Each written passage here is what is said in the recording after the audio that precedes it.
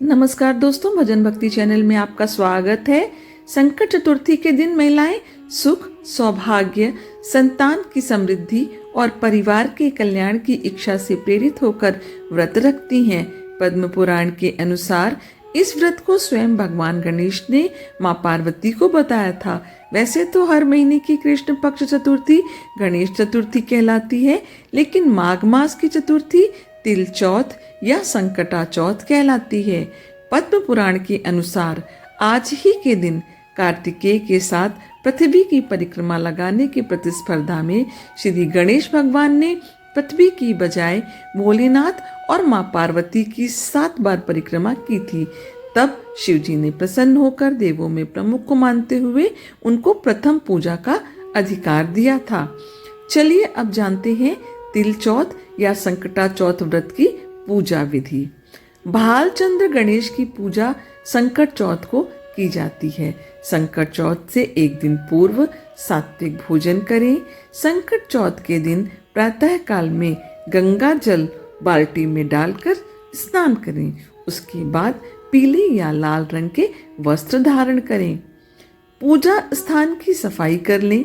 हाथ में जल, अक्षत और फूल लेकर संकट चौथ व्रत एवं गणेश जी की पूजा का संकल्प लें। अब सुबह में अपनी दैनिक पूजा कर लें। एक चौकी पर पीला कपड़ा बिछाकर गणेश जी की मूर्ति या तस्वीर को स्थापित करें। यदि संभव हो तो गाय के गोबर से गौर बनाएं और उसे भी स्थापित करें।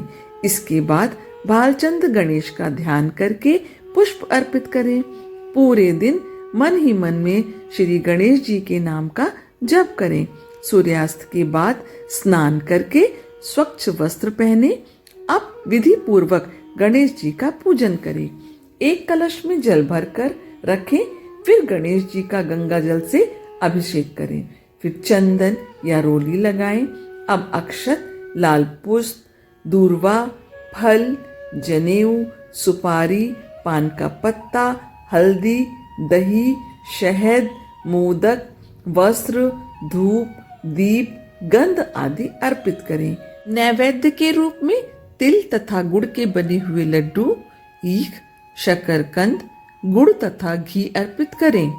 उसके बाद निम्न श्लोक पढ़कर गणेश जी की वंदना करें।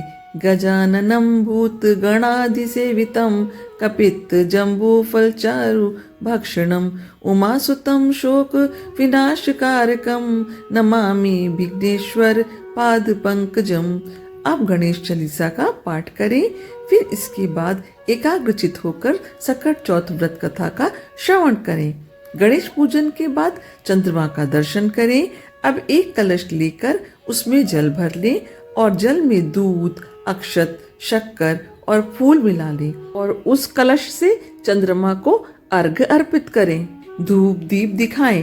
पूजा के अंत में कपूर या गाय के घी के दीपक से आरती करें और चंद्रदेव से अपने घर परिवार की सुख और शांति के लिए प्रार्थना करें। गणेश जी को चढ़ाया गया नैवेद्य रात्रि भर बांस के बने हुए डलिया से ढककर यथावत रख दिया जाता है। पुत्रवती स्त्रियां पुत्र की सुख समृद्धि के लिए व्रत रखती हैं। इस ढके हुए नैवेद्य को पुत्र ही खोलता है तथा भाई बंधुओं में बांटता है।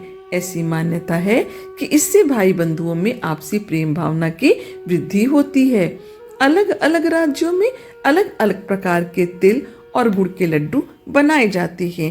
तिल के लड्डू बनाने हेतु तिल को भूनकर गुड़ की चाशनी में मिलाया जाता है। फिर तिलकुट का पहाड़ बनाया जाता है। तत्पश्चात गणेश पूजा करके तिलकुट के पहाड़ को तोड़ा जाता है और अगले दिन इस प्रसाद को बांट दिया जाता है। आशा करती हूँ यह जानकारी आपको पसंद आई होगी। यदि जानकारी आपको पसंद आई है तो कृपया करके मेरे चैनल को सब्सक्राइब करिए, क्योंकि मेरे चैनल पर ऐसी जानकारी आपको आगे भी मिलती रहेगी। मेरे वीडियोस को लाइक करिए, इसे अपनी फैमिली और फ्रेंड के साथ शेयर भी करिए। भगवान श्री गणेश की कृपा आपके परिवार के ऊपर हमेशा बनी रहे। आपका दिन शुभ हो। धन्यवाद।